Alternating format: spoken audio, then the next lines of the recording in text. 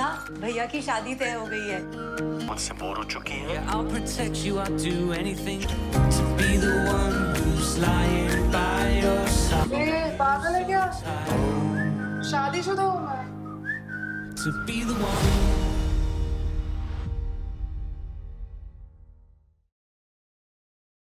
First of all, thank you for the movies because I really enjoyed Lust Stories. I thought it was so many more things than just lust. It was very layered and so much about human relationships. How difficult was it to interpret the word lust for an Indian audience? I don't think I had the audience in mind when I was doing it. Did you have any censorship in mind? Anything that you couldn't do? Yeah, in my head I was very clear that I'm addressing lust. Lust does not mean that there are some people have to be naked on screen or constantly having sex. But we're addressing the sexuality and I'm going to address that in all its contradiction and without me entering it and thinking that I know the answers. I just wanted it to be the way it is and let it go in a direction it wanted to go in. I was practicing like totally not trying to control it. And for you?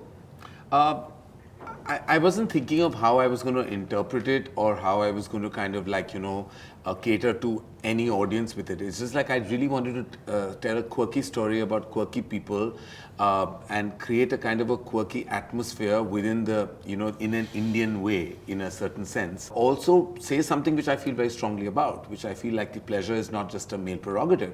It's also a prerogative of the woman in a sexual dynamic with a man. And sometimes that concept, which I've grown to realize, is just not addressed in a relationship, in a marriage. And I've always wanted, it's much easier for a man, for a woman to know that a man has reached his point of orgasm. But sometimes, many a time, it's not the way he understands whether she has, and sometimes they lie or don't or fake it, and there are many interpretations of that. But I just feel like it's important for the man to realize that he needs to also pleasure her. It's a two-way street. Pleasure has to be a two-way street. So I just felt within that messaging, I wanted to tell a kind of a quirky tiny tale of a slightly eccentric people. Like, so I created this kind of atmosphere and a family, which are saying ground realities, and within the thoughts in the film, there were other addressed. Like there's a sequence where the mother actually says, it's like a stress for her, sex. Like she says, okay, once you have your children, एक के बाद एक बच्चे कर लो, उसके बाद, फिर problem ही नहीं है. She says, she said, फिर तो बच्चों से बड़ी हसरत तो हो ही नहीं सकती. So it's like that's over the years, you realize that the end result of a relationship for a woman, that's how she's been told, is that you must have children, and then taking care of those children is the main, the main motive of your existence. But what about the pleasure that you should derive in a bedroom with your husband? What about that? Even that is as critical as the love you may have for your child. That's your carnal feeling that you are entitled to. And I feel like, I addressed it in my own way, my understanding of it, my conversations with women at various levels. And like I said in an interview prior to this, that I grew to realize that intelligent, educated women go through this. So can you imagine people who come from a totally different demographic, who may be educated but just are not exposed enough and don't even care to believe. Like in my male protagonist, he didn't understand what the problem was. Like he wasn't really getting into it. Like of course he was an early to arrive man, and then after that it didn't matter to him. And he thought that she was completely happy. Like there's a moment where he looks at her in the park that he says, "Tumhare bhi laddu phoot rahe, maine notice kiya hai shaadi ke baad." He's not even caring to believe that she's actually not completely satisfied with the sexual dynamic between them. He didn't even think of it that way. It's not crossed his mind. And of course, then eventually I wanted to show the contrast of what I myself did. That's why I put my own soundtrack. I have to tell you, Karan, I can never listen to Kabhi Khushi Kabhi Gham. But for me, that was the cinematic moment of 2018. It was. I burst out laughing. And I was on But headphones. to me, it was the grandmother, who actually is watching that film and what was happening at the other end. And ironically, today the grandmothers are being talked about vis-a-vis orgasms. And this was not designed when this conversation started. But to me, and I don't want to say this on record, I'll tell you after the camera about that song and that moment. Yeah. Tell me, are you four very different artists from who you were 5 years ago when you made Bombay Talkies? Zoya? We've evolved. I don't know. Things have changed, it's like we have changed because things around us also have changed. Our government has changed. The scenario in which we make films has changed. Censorship has changed. There's a lot of, the audiences post Netflix, post Amazon, post everything has changed. Gradually, I think, we have also changed with all that. And also the subject, the theme that you're given leads you down a particular road. And love and lust in a time like this, with what's happening in India right now, I mean world over actually, right now with the Me Too movement, with the whole female paradigm shifting up, I mean with the whole thing. So it's not surprising that each one of us made a film with the central character being female, and that wasn't designed, that just so happened. So I think it also depends on the time and the theme of what you're trying to do. And maybe 5 years ago, Love and Lust, I would have done something else, So I think it's where you're at, and of course, and I hope there's growth, and I hope 5 years later we've evolved as people and in our work and as artists. So I think it's us, and it's also the zeitgeist, of the time right now. When I'd interviewed you for Bombay Talkies, Dibakar, you had said it was a party. And you were very excited about getting Karan's audience to watch your film. Not only excited, but grateful as well. Which, of course, at that time I didn't say. But yeah. Was this one also a party for you? This time, this is a party. We are having a party now while we are promoting the film together. But when we are making the film, we are making it differently. Yeah. My personal party was, just making the film. Because I made it in a very different way from the way I usually make films. That was a party. What do you mean when you say it's different? One important thing was that I didn't write the script till the last moment and went through a number of narrations of the story with different people who had no connection to the story. As I narrated and narrated and narrated, the story kept changing and changing and changing till I found the final story, which kind of spoke to me. So, and then I wrote it. So it was not like, ab likhte hain, because I realized that writing is not writing. Writing a film or writing a narrative is thinking in time. You can't take away time from it, the narrative time. So those are the things that I had. And the other thing that changed for me was that I have a lot less ahankar as a filmmaker than I had then. Really? Yeah. Doesn't show on my face. No, kya karu? Sala chokta hi aisa hai. But yeah, I mean, I'm a. You're a more humble filmmaker? Yeah.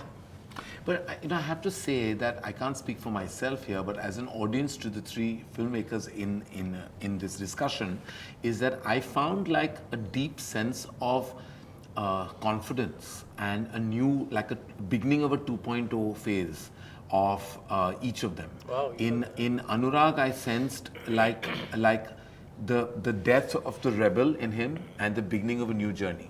Like I felt like it was still his syntax, it was still a new tonality that we're used to seeing with his films, but I felt it was no longer rebellious. Yeah. It was less rebellious. It was definitely He's his not making world. a point. It had, but it was Yeah. not rebellious. Yeah. With Zoya, I feel it was her abandon, her love for world cinema that just exploded in her depiction of this narrative.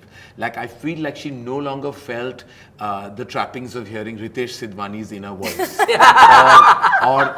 or Javed Akhtar's validation. I felt like she just went back to being that girl who used to love world cinema, watch it at a festival or maybe at home, love it, applaud it, love the nuance and just appreciate the finer aspects, and she made it. She made it without any pressure. With Dibakar, I felt like we ventured into a totally new terrain of relationship. You felt like that? It's never like been something that I always feel like he derives from. I do. It's really He true. derives from like a larger society in his storytelling. Like it's a narrative of society. Whether it was in Oye Lucky or it was in Khosla Ka Ghosla, even Love, Sex or Dhoka, Shanghai, for what I know of, I haven't seen it, but I think it's society imaging. Here it was people imaging. And I think it was not, it was more internal, it was more myopic in that way, in a good way. And I felt like it's an uprising of three filmmakers trying to tell stories in the new phase of their existence. Yeah. And I feel like it's a coming of age in a beautiful manner. And I feel from here on, you will see a new phase of all of these filmmakers. Where that will go, I can't tell, but I think this is the 2.0 existence. We'll go to Andheri. Also. Yeah, alone. Karan also. No, I said I can't speak for myself. I can only speak for others. I can't tell you because you can't self-evaluate as a filmmaker ever. That's not my job to do. Karan has actually channeled his inner Almodovar. And it's But I like think this totally film out is there more for you. display. Yeah. It's more. It's literally what totally you out are. there. He just has to find more confidence and be unabashed. And put it out there. ये मैं मतलब अभी और इसको फिर ना बड़े और बड़े level पे करूँ. Like this format is like, for me, it's like where, like I feel like, you know, I'm a child who's academic, though I'm not. It's the flip side. What I'm saying is kind of ironical because you would imagine that I'm more in a playground. But actually I'm being more in a room of budget, commerce, expectation and delivering, you know. But actually I feel when I do love stories or Bombay Talkies, I'm in a playground. I feel like I'm no longer with like my accountant. I'm no longer with like boxofficeindia.com. I'm no longer with UPCPCI Rajasthan, overseas dynamics, monies, budgets. I'm like in a playground. I'm kicking the ball and I don't care if it hits the mark or not, but I'm just enjoying the freedom of kicking that ball. So I feel like when I tell these stories, I'm in a playground. You know what's interesting for me? The fact that this film is now on Netflix. Changes, of course, the viewing experience, right? Because these are self-contained stories. Right. And therefore, unlike Bombay Talkies, I don't have to watch, and because it's on Netflix, I don't have to watch them all at the same time. So I watched 2, then I went away. And I was very conflicted about that, about the fact that I could do that. Because if I'm not watching all 4 together, then how is it an anthology? And how is one riffing off the other? And why does it even need to be together? Because then they're just separate short films. Are you guys as filmmakers conflicted about what that means? I know exactly what you're saying. Yeah. I know exactly what you're saying because it's so true for the fact that this viewing experience will be very different from Bombay Talkies, where you maybe you will like love stories more. I mean, just individually because you saw them separately. Correct. You know, Yeah. and maybe the fact that you saw Bombay Talkies together, irrespective of what, like you may have thought of it, maybe this experience was easier on you, which is also the upside and the downside. The downside is only because it takes away from the magic of that collaborative viewing, you know, that experience, the community viewing that we know cinema to be.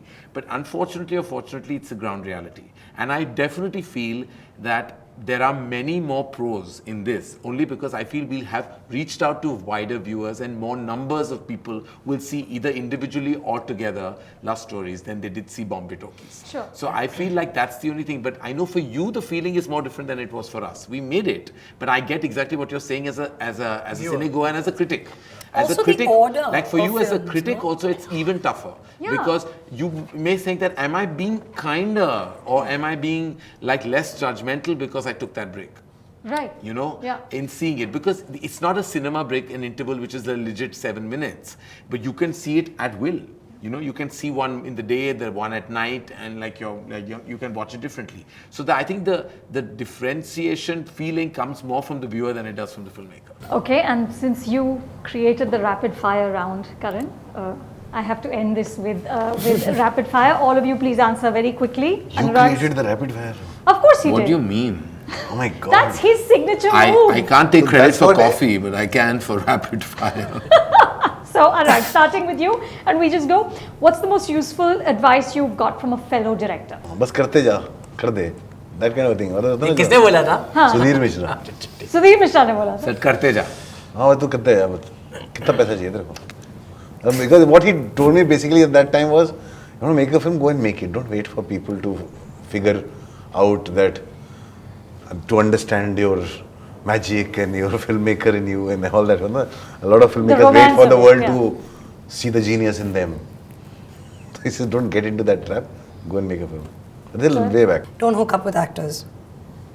Meera Nair. This is Very wise. This advice also Majroo Sahab said about when you look through the camera. Don't fall in love. Dibakar. Don't listen to me. That's what. Don't listen to you. Basically, he was also saying that don't do what I do. Who said this? I can't tell you. Why? Come on. She said, don't do what I do what I say, and don't listen to me. A filmmaker told you this. Don't do what I do. Do what I say. Do what I say and don't listen to me. Because he was just riffing. He was trying to tell me that, listen, I've done this, you don't do this. You do what I say. But of course, don't listen to me also. Do what you want. I somehow have never been advised by a filmmaker. And I find that very sad. That no one cared to advise me on anything. Really? Like I really tried hard and I had so much time. आपने कभी मुझे coffee पे बुलाया? But no, even like random tips. No, I've been given advice to by actors and other fellow producers, never by a director somehow. Somehow I've never been given any advice. मुझे बुलाओ ना. मैं बुलाता हूँ ताकि आप मुझे advice दे पाओ. No, but actors have said many things, and you know, like whatever, like the very first piece of advice I ever got in my life was like, you know, just always have an answer to a question asked to you by an actor. Never say, you know, never sound confused. Even if you're lying, have an answer. You must have an answer because many a time they're actually testing you whether you know your shit or not. So that's something I follow through. With great confidence, I have an answer to a question. Sometimes they'll ask you about the motivation of the actor or the backstory, and I have an answer. I have an answer immediately. I never come across confused. This was told to me by many other actors. You know, I have told me that the one thing that we can't bear it is when we ask a question and we meet a confused mind or see a confused face, because that kind of breaks our confidence for everything. So if they ask you exactly why am I doing this, and as banal as your logic might be, you say it, and you'll be surprised how much you can get away with just confidence. What's the one thing you can't tolerate on a set? Is when they don't know their lines. It just bothers me to no end, because I think that's the basic prerequisite of performance. You can act all you want and do all the nuances, and you have to know your lines. Like, you've got to know your lines. I can't bear people who keep fumbling on dialogue. Like, it just bothers me. Even if it's the biggest star in the country, I will curse him or her. Cell phones. I work a lot with ensembles, and I can't bear actors that are camera hogs. I can't bear graceless actors. I don't like it when actors don't have the grace or the patience to allow their co-actor to take a scene, you know, even if it's theirs. And it annoys me. It puts a very negative space for the co-actor, and then you have to go there and scold them or like pum pum, you know, and be like, dude, back off. But I find that graceless. I don't like camera hogs, you know. Anurag? What I can't tolerate on sets, Yeah. bad food. और सब चलता है. That too is like, बाकी सब, because you know, I never have sets much. I have to make do with what I used to get. So over the years, that becomes your way of working. But the खाना सही होना चाहिए. Bad food? Not diet. No, I'm saying bad quality food. Food that makes you fall sick. Okay, what's the most common phrase you use on a set? हो जाएगा. You? one for love. Trust me and हो जाएगा. Trust me and हो जाएगा. I think those two things. One for love. One for love. If I want an extra take after I've got mine, it'll be for love. Mine actually is, and this Burman told me, superb. One more.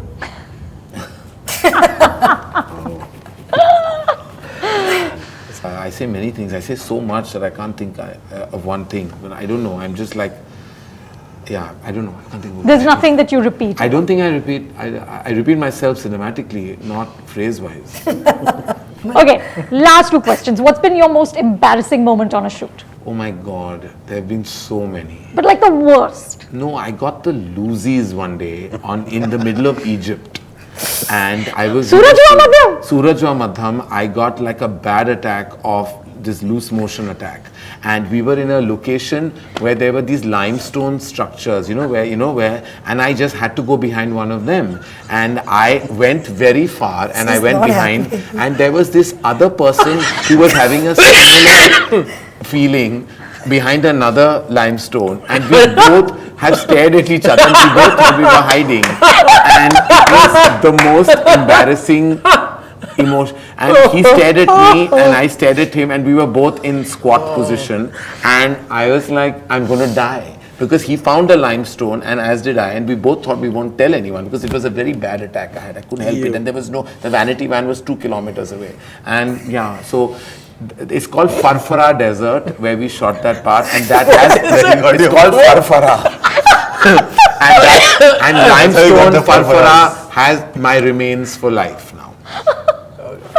I don't think you can top this story, but please try, Dibakar. I know. But I mean, I have a similar story. It's connected to our bodies and what we secrete and emit. No, I didn't mean to sound like No, no. that. It was really my most embarrassing moment ever. Like I can't Dibakar, get what it out. did you do? No, nothing. I mean, this reminded me because during the shoot of Shanghai, we had a very nice, lovely long day, and after that, we were settling down to some kind of a pool party. It was nice. One of those we used to have one day every evening, every week where we would chill. Otherwise, it was a very punishing schedule.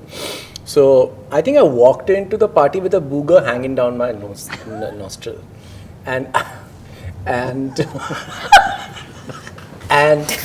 it was pointed out to me by Kalki after about 15, 20, maybe half an hour. And before that, I wasn't. No, that's also embarrassing. That's just. I mean, maybe, well, compared to you, maybe it was nothing, but, imagine you were spotted by one, and I went around sort of, pressing flesh and, reviving the morale of the And whole I want to also say I've never, and that particular person, I've never looked at him in the same way after that. It's been 17. He still is pretty much in the company. But anyway, Kalki was very kind. Kalki said, what's that, moisturizer? Ah, nice. So yeah. Ew! I think it was on Zindagi Na Milegi Dobara, and we were gonna shoot the skydiving sequence, and it was this little plane, and when the door opens, it's half the aircraft is open, and there were like the 3 actors, 2 camera boys strapped in, sound guy, and I had a panic attack. I didn't want to be in the aircraft. So I went to my first and I told him, like, I've rehearsed the scene on land, and Farhan is a skydiver, so he's going to jump out of the plane anyway. So he was going to skydive. So I was like, and the guy with the camera on his head. So I was like, I've rehearsed the scene, just do it. And I told Farhan, I was like, you're a director and you can look at it down. And I was very quiet about it, and I just went and sat. And the next thing I know is the 3 of them have come out of the aircraft, and they're like, are you kidding? You have to come. And I'm like, I don't want to. And I was having a proper anxiety attack. I was like, I can't. It was too freaky to be in that aircraft and it's open and you're like, this. And they were like, we're not going if you're not coming. It was very embarrassing. I had 200 people staring at me, and I was like, I'm making this movie and I'm getting scared to get on the pitch. I went. I put the monitor in my lap, cursed. I didn't look up. Right. And and then Farhan was like, okay, look at me, bye, and just flies out of the plane. I'm getting a panic attack listening to this It story was right now. frightening. But the 3 of them were just like, you cannot leave, you have I to will come. have a panic attack at the same time. I will It's not too be able to- scary. It was scary, but they were like, you have to come. Then you if you feel like do you it gotta when be it's there, not you know what I so- mean? No, but until The this, DPs I are am- staring at you, like the whole crew, and it's like 10 boys, standing there I'm a being like, driver and I'm also rigged. I will have the same panic. yeah. They're like, you're bailing on us? Like, okay, I gotta do it. And you, Anurag? I can't remember really. I've been thinking all this while. I don't know what was my. I think it's got to do with Anurag having this ability not to get embarrassed, no matter what happens. He's beyond Oh, embarrassed. I have one embarrassing on every film. I'm always embarrassing myself, so it's okay. It's fine. You can be countered. matlab, I even fainted on Farah Khan once. I fell on top of her physically. Again, it to do with that was low blood pressure. Yeah. So I've had low blood pressure, I've had loose motions, I've had it all. I fell on her, nearly injured her, and then landed up with like a tube. I had a whole drip attached to me, and I've directed one whole part of Kabhi Khushi Kabhi Gham with like a lash. I've also directed lying down with the monitor here, low blood pressure. And nothing from you, Anurag? I don't know. You're such an embarrassment. You don't have a story. Answer then my last question. Absolute last. I will stop after this. What's the most important quality for a director to have? I think in this sense he has the power to say no. So he should have the power to say No, he has the power to say no. He's the one person who has the power to say no. And he should use his power. So the wisdom to know how to use that power. Yeah. Zoya? I think a point of view. I think it's the only thing a director really needs. Everything else can be done. I think whatever story you tell, you have to have a take. You have to have your point of view, and I think it shows. Every time you see a film, you see somebody how whatever the story is, you know their take, you know their perspective, you know their politics, you know their morality, you know everything. And I think that's really key. You shouldn't be derivative. I think if you have to be a filmmaker, like a unique, honest filmmaker, and someone that's like no one else, you should have your own point of view. I mean, you mentioned that a director should have, it's as if all directors are the same and all directors want the same thing out of filmmaking. And all directors have the same trajectory as a filmmaking. That's not the case. So I would define it as, what I would like to be is a director who has a long career, at the same time who makes exactly what he wants. So I would say ego and humility. What a director must have, patience. It's the most critical. That's my first. Second is compassion. Compassion for your actors, for your technicians, for just your crew in general. For your story as well. Yeah, completely. for yourself as well. That comes last, but predominantly patience, because it's a tough job, and it takes a while for people to get there to match your vision. And I think that you need to be patient for you to allow them to go there. It will sometimes take a longer while than, because you've made the film in your head already. And so you think everyone's on the same page as you are, or they should be. But invariably, that's not the truth. So I think you require patience. And I would like to take his and make my third. I mean, ego, humility, and patience. Nice. Thank you. Thank you. Thank you. All best for Lust Stories. Thanks, Anu. Thank you.